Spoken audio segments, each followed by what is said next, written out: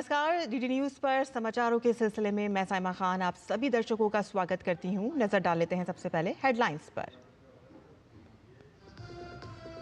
जम्मू कश्मीर के रामबन में ओलावृष्टि और भूस्खलन के कारण 3 लोगों की मौत। राहत एवं बचाव कार्य जारी। एनडीआरएफ की 2 टीमें उधमपुर से रामबन के लिए रवाना। जम्मू श्रीनगर हाईवे बंद, प्रशासन ने जारी किए हेल्पलाइन नंबर। पश्चिम बंगाल के मुर्शिदाबाद में नहीं सुधर रहे हैं हालात। भाजपा ने ममता बनर्जी की चुप्पी पर उठाए सवाल, कहा कि राज्य में हिंदू समुदाय के लिए असुरक्षा की स्थिति। नए वक्फ कानून पर मुसलमानों में पैदा हुए भ्रम को दूर करने के लिए आज से भाजपा का देशव्यापी जागरूकता अभियान। कानून से होने वाले लाभ के बारे में दी जाएगी जानकारी। कनाडा में अग्रिम मतदान के पहले दिन 20 लाख से अधिक लोगों ने डाला वोट। 28 अप्रैल को होने वाले चुनाव से पहले लोगों में जबरदस्त उत्साह। और दुनिया भर में धूमधाम से मनाया जा रहा है ईस्टर। प्रभु यीशु के उपदेशों को किया जा रहा है याद। राष्ट्रपति, उपराष्ट्रपति और प्रधानमंत्री ने दी बधाई। समाचार विस्तार से और सबसे पहले बात करते हैं जम्मू कश्मीर की। जम्मू कश्मीर के रामबन क्षेत्र में भारी बारिश और ओलावृष्टि से 3 लोगों की जान चली गई है। इलाके में रात भर भारी ओलावृष्टि के बाद चंदरकोट गांव में आज सुबह भी भारी बारिश हुई और ओलावृष्टि हुई और कई जगहों पर भूस्खलन हुआ और तेज हवाएं चली। मौसम विभाग की चेतावनी को देखते हुए प्रशासन ने पहले से ही तैयारी कर ली थी, जिससे कई कीमती जानें बच गईं। तो वहीं भारी बारिश के कारण रामबन राजमार्ग बाधित हो गया है। जम्मू कश्मीर में आज भी भारी बारिश और ओलावृष्टि का ऑरेंज अलर्ट जारी किया गया है और इस बीच सीआरपीएफ के जवान उधमपुर में राजमार्ग को सुचारू करने में जुटे हुए हैं। केंद्र सरकार के मंत्री जितेंद्र सिंह ने रामबन में प्रशासन की त्वरित कार्रवाई की तारीफ की। उन्होंने एक्स पर लिखा कि वह स्थानीय प्रशासन के लगातार संपर्क में हैं। जितेंद्र सिंह ने स्थानीय लोगों से धैर्य बनाए रखने का अनुरोध किया है। उन्होंने कहा कि घबराए नहीं, हम सब मिलकर इस प्राकृतिक आपदा से पार पाएंगे। इस बीच रामबन जिले में भारी बारिश से उत्पन्न प्राकृतिक विपदा के तहत जिला प्रशासन ने आम लोगों से धैर्य बनाए रखने और सतर्क रहने की सलाह दी है और किसी भी आपात स्थिति में जिला कंट्रोल रूम से 01-998-295500, 01-998-266-790 हेल्पलाइन नंबर पर संपर्क करने के लिए कहा गया है। रात को कंटिन्यूसली, जैसा आपको पता है, अभी रनिंग हुई है, उस वजह से रोड जो है पूरी तरह ब्लॉक हो गई है। तो ये रात को 3, साढ़े 3, 4 बजे के बाद जो है ये गाड़ियाँ जो है स्टॉप की हुई है। यहाँ हमारे पास उधमपुर दिखेनी में है, फाटा में है, मजालता उधर है। कम से कम 1000 के लगभग जो है अप्रॉक्सीमेटली व्हीकल जो है अभी स्टैंडर्ड है। यहाँ फिश पॉइंट की 7 दुकानें होती थी सर। ये रात को 3, साढ़े 3 बजे के फ्लड आने के कारण से ये सब दुकानें तहस नहस हो चुकी हैं। हमें खुद समझ नहीं लग रहा है सर, हम क्या करें क्या नहीं, क्योंकि हमारा रोजगार, हमारा परिवार इन्हीं दुकानों से चलता है। हम क्या करें, कहाँ जाएं, हम कुछ समझ नहीं आ रहा। हमें सामान निकालने तक का मौका नहीं सर मिला है। क्या हुआ, कैसे समझ सर, मुझे हमें कोई पता नहीं लग रहा है। ये नॉर्मल कम से कम सर 12-13 दुकानें थी जो, और ऊपर घर भी था, तो वो भी तहस नहस हो चुका है सर। आप देख रहे हो कि यहाँ पीछे कितना नुकसान हो रखा है। बहुत ज्यादा डर का माहौल है। आगे बढ़ते हैं, जहां नए वक्फ कानून के लाभों को समझाने के लिए भारतीय जनता पार्टी आज से देशव्यापी जन जागरूकता अभियान शुरू करने जा रही है। यह अभियान 5 मई तक चलेगा। अभियान का उद्देश्य अफवाहों को दूर कर ये बताना है कि वक्फ अधिनियम मुस्लिम समुदाय के लिए किस तरह से फायदेमंद है। विपक्ष लगातार वक्फ संशोधन अधिनियम के बारे में अफवाहें फैला रहा है। ऐसे में भाजपा बड़े पैमाने पर जन जागरूकता अभियान चलाकर इन अफवाहों को खत्म करने के प्रयास कर रही है। पार्टी का फोकस खास तौर से गरीब मुसलमानों और महिलाओं पर रहेगा। इस वक्फ सुधार जन जागरण अभियान का नाम दिया गया है। पार्टी ने इसे लेकर देश भर में संपर्क, संवाद और अन्य कार्यक्रमों की पूरी श्रृंखला तैयार की है। इसके अलावा भाजपा वक्फ संशोधन के लाभों को घर घर पहुंचाएगी। वक्फ संशोधन कानून के प्रभावी होने के बाद से ही देश भर में जगह जगह विरोध प्रदर्शन हो रहे हैं। नए कानून को लेकर पश्चिम बंगाल में भी जमकर हिंसा हुई है और इंदौर में वक्फ बोर्ड संशोधन कानून के समर्थन को लेकर एक भव्य आयोजन किया गया। मुस्लिम समाज की ओर से ये कार्यक्रम आयोजित हुआ। सैकड़ों मुस्लिम परिवारों ने इस विधेयक का स्वागत करते हुए केंद्र सरकार का आभार जताया। कार्यक्रम में बड़ी संख्या में मुस्लिम महिलाएं भी शामिल हुईं और सभी ने एक दूसरे को मिठाई खिलाकर खुशी जाहिर की। कार्यक्रम में इंदौर से लोकसभा सांसद शंकर लालवानी मुख्य अतिथि के तौर पर शामिल हुए। उन्होंने वक्फ को लेकर जानकारी साझा की। उन्होंने बताया कि अब वक्फ संपत्तियों की जानकारी ऑनलाइन उपलब्ध होगी और जिससे पारदर्शिता बढ़ेगी। साथ ही निगरानी शुल्क 7% से घटकर 5% कर दिया गया है। तो वहीं अब वक्फ बोर्ड की बैठक हर महीने अनिवार्य रूप से होगी और इसमें स्थानीय निकायों के प्रतिनिधि भी शामिल होंगे, जिससे समस्याओं का आसानी से समाधान हो सकेगा। पहला कार्यक्रम यूसुफ भाई के नेतृत्व में यहाँ पर हो रहा है और हम देख रहे हैं कि किस प्रकार बहनें ज्यादा संख्या में आई है और उन्होंने मोदी जी का शुक्रिया अदा किया है कि वक्फ बिल के आने के बाद जो संपत्ति है वो समाज से खास करके अल्पसंख्यक बहनों भाइयों के उत्थान के लिए रहेगी। एक पारदर्शिता के साथ काम होगा। तो ये एक बहुत ऐतिहासिक जो फैसला मोदी जी के नेतृत्व में हुआ है, उसको लेके हमारे अल्पसंख्यक भाई बहनों को उत्साह है। केरल के भाजपा अध्यक्ष राजीव चंद्रशेखर ने विपक्षी दलों पर निशाना साधते हुए कहा कि कुछ दलों ने वक्फ कानून को लेकर काफी दुष्प्रचार किया है और वैसे रोकने का प्रयास कर रहे हैं। I think unfortunately some parties have created a misinformation and propaganda around the bill, and they have also gone to the Supreme Court to try and block the bill. Everybody in the country, and including in people in Munammam, know who has really worked hard to solve their problems, who has brought the legislation, and who in turn for the last 35 years has done nothing for their problems. Murshidabad में हिंसा को लेकर पश्चिम बंगाल सरकार लगातार घेरे में है। भाजपा लगातार ममता सरकार के खिलाफ अपना विरोध दर्ज करा रही है। भाजपा सांसद प्रवीण खंडेलवाल ने कहा कि ममता बनर्जी सिर्फ एक वर्ग की राजनीति करना चाहती हैं। हिंदू वर्ग में असुरक्षा का माहौल है। ठीक नाक के नीचे जिस प्रकार से मुर्शिदाबाद में जो कुछ हुआ वो बहुत अफसोसजनक है और उसके बाद ममता बनर्जी की चुप्पी कहीं ना कहीं इस बात को साफ तौर पर दिखाती है कि ममता बनर्जी केवल एक वर्ग की राजनीति करना चाहती है। आज लोगों में डर है। महामहिम राज्यपाल भी वहाँ पर गए, उन्होंने भी हालात का जायज़ा लिया है और वहाँ पर हिंदू वर्ग को बड़ी असुरक्षा है। प्रश्न उठता है कि बंगाल में जो हिंदू रह रहे हैं उनकी सुरक्षा कौन करेगा? क्या ममता बनर्जी इसका वचन बंगाल के लोगों को देंगी? अमेरिका के उपराष्ट्रपति जेडी वैंस 21 अप्रैल को 4 दिवसीय भारत यात्रा पर आ रहे हैं। उपराष्ट्रपति सबसे पहले दिल्ली में प्रधानमंत्री नरेंद्र मोदी से मुलाकात करेंगे और उसके बाद वो जयपुर के लिए रवाना हो जाएंगे, जहां वो पिंक सिटी का भ्रमण करेंगे। उपराष्ट्रपति वैंस के स्वागत के लिए जयपुर में जोरों शोर से तैयारियां की जा रही हैं। 22 अप्रैल को वे ऐतिहासिक आमेर किले का दौरा करेंगे, जहां उनका पारंपरिक राजस्थानी अंदाज में स्वागत किया जाएगा और इसके बाद वो राजस्थान इंटरनेशनल सेंटर में होने वाली यूएस इंडिया बिजनेस समिट में हिस्सा लेंगे और दोनों देशों के व्यापारिक संबंधों को लेकर अपना विजन साझा करेंगे। बिजनेस समिट के बाद उपराष्ट्रपति वैंस राजस्थान के मुख्यमंत्री भजनलाल शर्मा और राज्यपाल से भी मुलाकात करेंगे। 23 अप्रैल को वो आगरा जाकर ताजमहल का दीदार करेंगे। 24 अप्रैल को वॉशिंगटन डीसी के लिए रवाना हो जाएंगे। उपराष्ट्रपति वैंस की यात्रा के दौरान उनके साथ उनकी पत्नी उषा, बच्चे समेत अन्य वरिष्ठ अमेरिकी अधिकारी भी होंगे। 2013 के बाद ये किसी भी अमेरिकी उपराष्ट्रपति की भारत यात्रा है और इससे पहले 2013 में जो बाइडेन उपराष्ट्रपति रहते हुए भारत आए थे। दिल्ली सरकार ने लोगों को जल संकट से मुक्ति दिलाने के लिए 1111 पानी टैंकर को हरी झंडी दिखाई। ये टैंकर खास हैं क्योंकि ये जीपीएस सिस्टम से लैस हैं। पानी के टैंकरों पर सही निगरानी रखने के लिए बुराड़ी के निरंकारी ग्राउंड में एक नया कमांड सेंटर बनाया गया है। यहां से टैंकरों की हर गतिविधि को रियल टाइम यानी कि तुरंत देखा जा सकेगा। दिल्ली जल बोर्ड के मुताबिक ये हाईटेक सिस्टम टैंकर की मूवमेंट, स्पीड और पानी की डिलीवरी के समय पर नजर रखेंगे और इससे ये सुनिश्चित होगा कि हर टैंकर समय पर और सही जगह पर पानी पहुंचाए।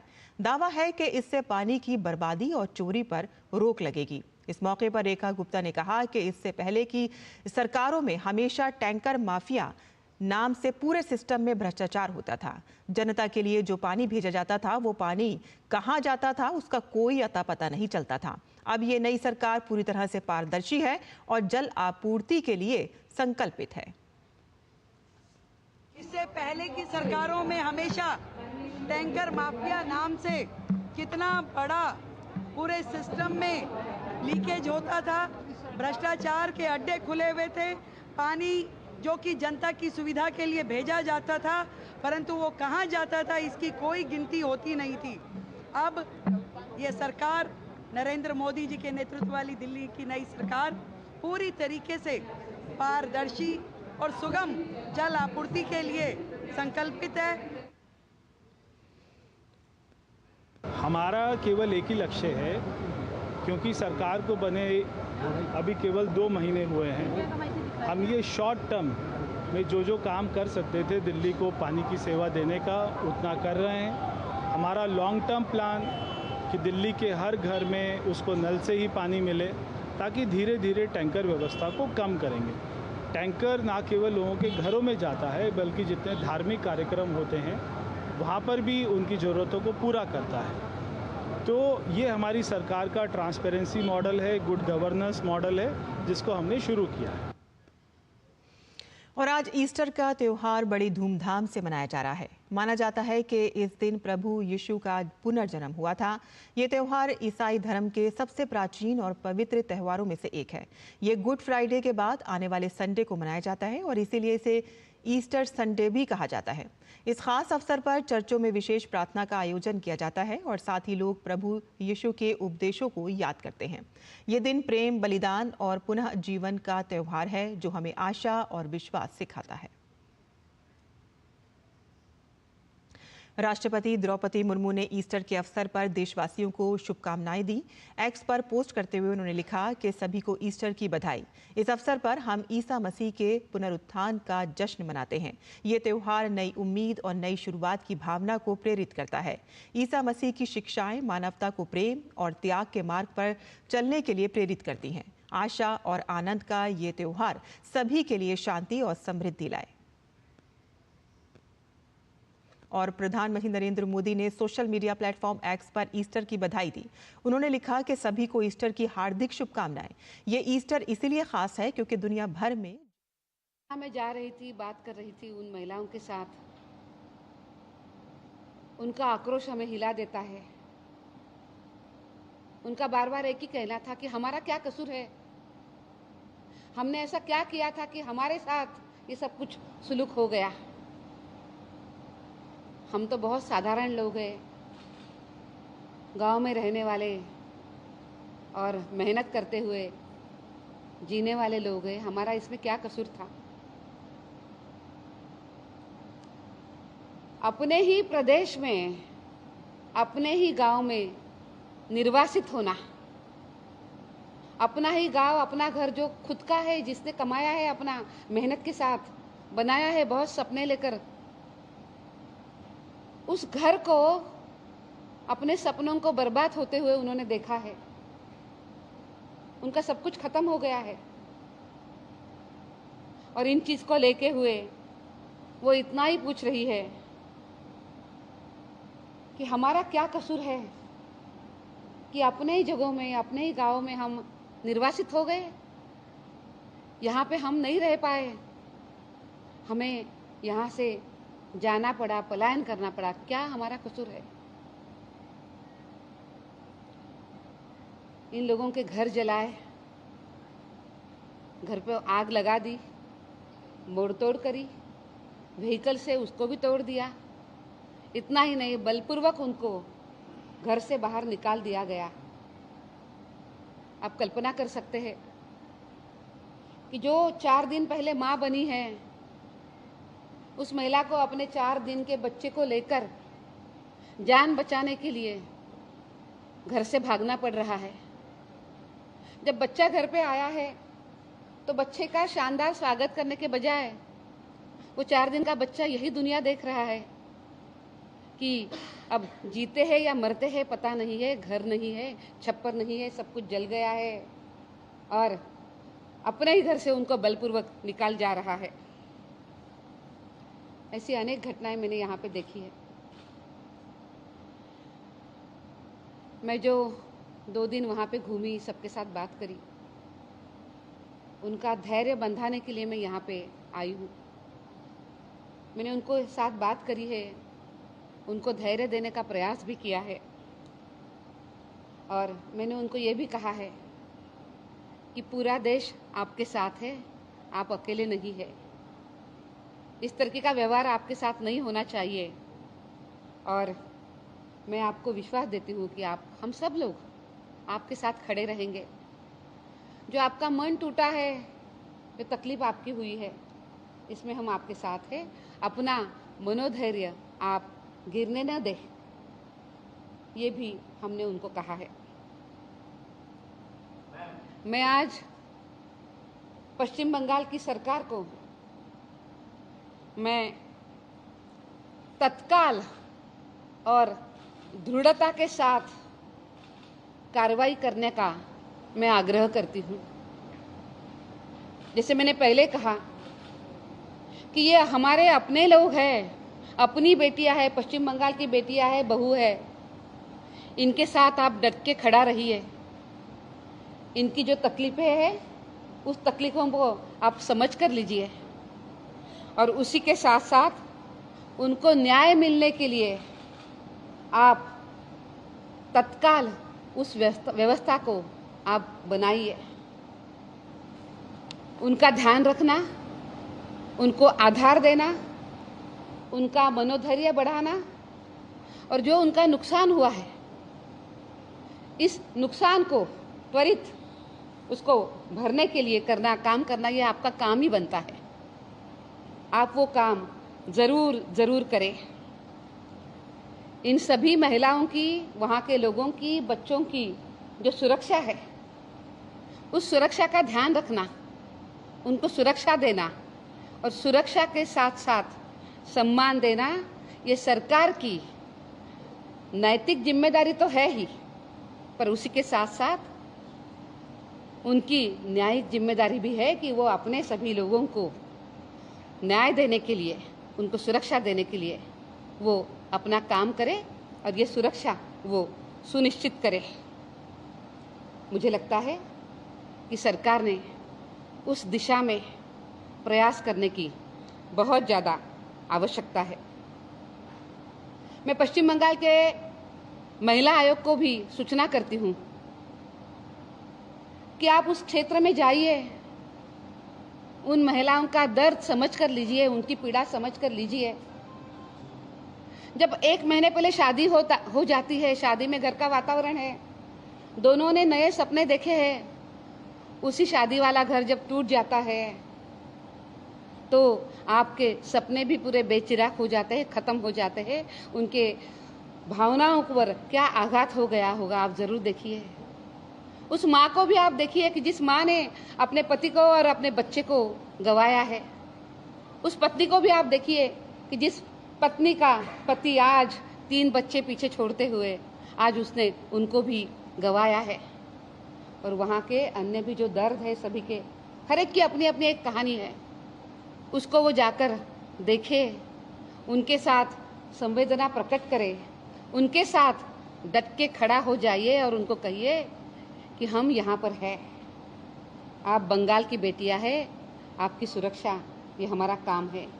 ये भी वो महिला आयोग काम करे और यहाँ की महिलाओं का हर संभव मदद करने का प्रयास करे, ये भी मेरा उनके लिए आग्रह है। मुझे ये भी लगता है कि जो आज वहाँ पर डर का माहौल हो गया है, ये डर का माहौल ख़त्म करने की बहुत ज़्यादा आवश्यकता है। एक शांतिपूर्ण तरीके से बिना डरे एक अच्छा माहौल तैयार करना, ये भी सरकार की जिम्मेदारी है।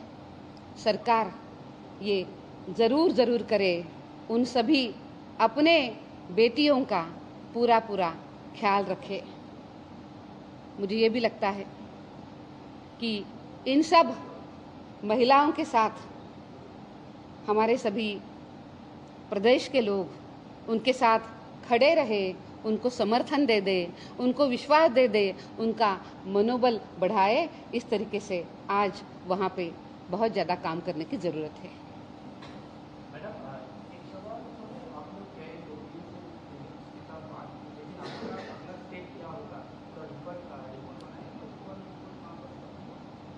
देखिए, पहले तो मैं आपको ये कहूँ कि जब से ये घटना घटी है उसके बाद बहुत कोई वहाँ पे गया नहीं है। शायद हम और हमारे साथ या उसके बाद और कुछ लोग आए होंगे, पहले हम गए थे, पर बात वो नहीं है। मुझे ये लगता है कि अभी सबसे पहले तो उनको हमने विश्वास देने की बहुत ज़रूरत है। वो विश्वास हम देते रहेंगे, उनके साथ बातचीत करते रहेंगे, समय अगर ज़रूरत है तो उनको मिलते भी रहेंगे। पर मैंने ये भी कहा है कि ये काम हम सभी का है, हम भी वो सब कुछ काम करें। इस विषय पे क्या क्या चीज़ें होनी चाहिए, इस विषय पे हम अपनी एक रिपोर्ट ज़रूर बनाएंगे और हम वो रिपोर्ट भी दे देंगे। आपके बाद आप बोल रहे हैं, जिन लोगों से आप बात किए हैं, महिला से बात की है, उन लोगों का आरोप किसके ऊपर है, कौन किया ये सब एक? और दूसरा सवाल है, सेंट्रल फोर्स वहाँ पे जो डिप्लॉयड है वो क्या रहना चाहिए? क्या स्टेट फोर्स वहाँ पे सेंट्रल बहुत रह के काम करना चाहिए? कितना दिन सेंट्रल फोर्स वहाँ पर रहने था? परिस्थिति वहाँ का लोग का मांग था कि बीएसएफ का एक कैंप रहे वहाँ पर, पुलिस के ऊपर लोग का कोई ट्रस्ट नहीं है। पहले तो आरोप को लेके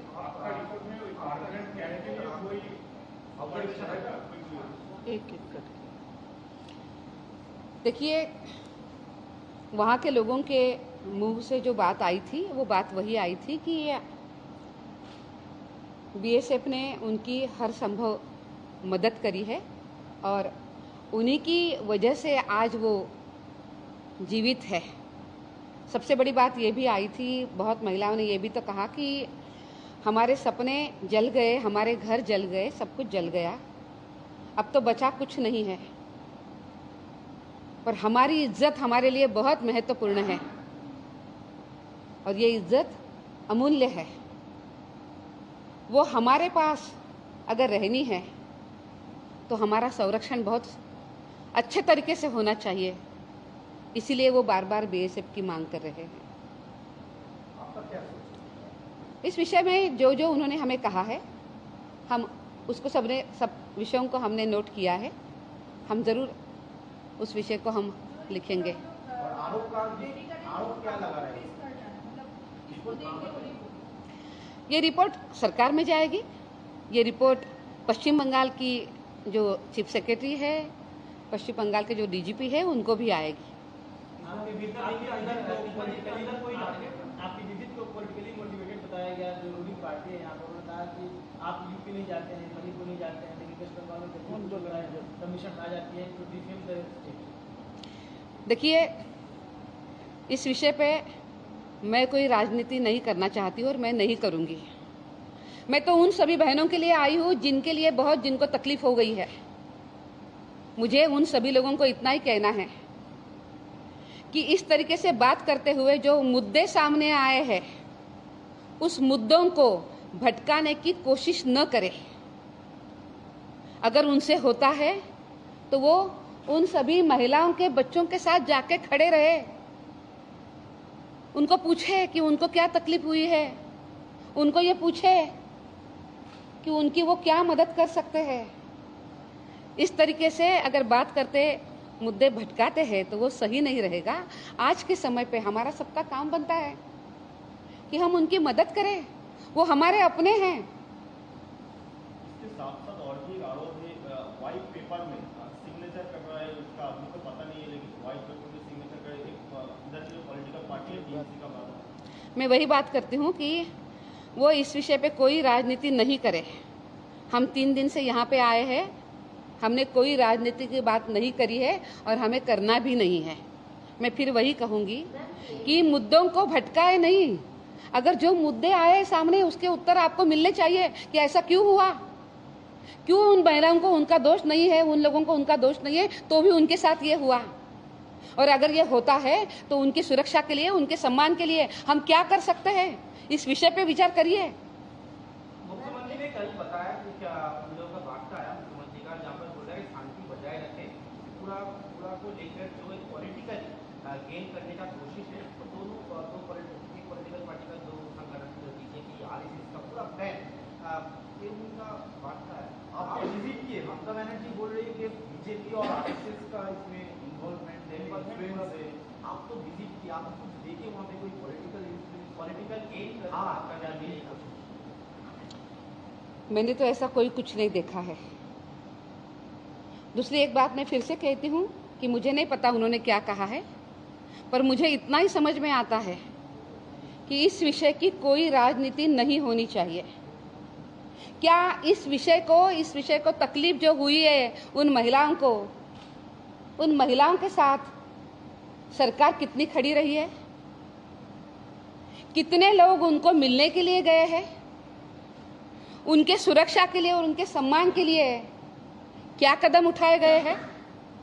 आज वो लोग बाहर रह रहे हैं, वो लोग कब तक बाहर रहेंगे डर के मारे? उनको एक डर के बिना अच्छा माहौल उनको कब मिलेगा?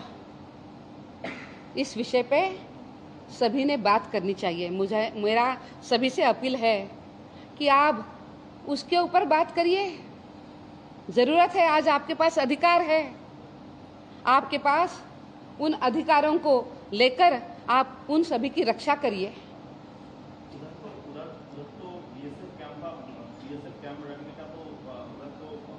जो कि साफ तौर पर कह रहे थे कि पश्चिम बंगाल की महिलाओं के साथ किस तरह से बर्बरता की गई, और साफ तौर पर उन्होंने ये भी कहा कि महिलाओं की सुरक्षा का ध्यान रखना स्थानीय सरकार की जिम्मेदारी है, लेकिन वो नहीं किया गया। ये विषय राजनीति करने का नहीं है, बल्कि महिलाओं के साथ संवेदना व्यक्त करने का है। महिलाओं से बातचीत की जानी चाहिए, लेकिन ऐसा नहीं हुआ। 4 साल के बच्चे को लेकर के एक माँ को अपने घर से भागना पड़ा, कहीं और शरण लेनी पड़ गई। और तमाम बातों का जिक्र करते हुए राष्ट्रीय महिला आयोग के अध्यक्ष, जिन्होंने कहा कि महिलाओं से मुलाकात करके उनसे मिलकर उनके बयान लिए गए हैं और ये जो रिपोर्ट तैयार की गई है इसे आगे भेजा जाएगा। साथ ही साथ उन्होंने ये भी कहा कि स्थानीय सरकार जो है, राज्य सरकार जो है, राज्य की महिला आयोग जो है, उसे भी इस पूरे मामले पर संज्ञान लेने की आवश्यकता है, क्योंकि ये पूरा विषय बेहद ही गंभीर है, संवेदनशील है और स्थानीय सरकार की पूरी जिम्मेदारी बनती है कि यदि किसी को अपने घर से भागने के हालात बन जाएं तो इस पर जिम्मेदारी राज्य सरकार की है कि वो लोगों को पुनः शांति स्थापित करने के प्रयास करें और अपने घर, उनके जो सपने टूट गए, उनके जो घर जल गए हैं, उसको लेकर के फिर से उनको अपने घर की तरफ पुनर्वासित करें। और फिलहाल इतना ही, मुझे दीजिए इजाज़त। नमस्कार।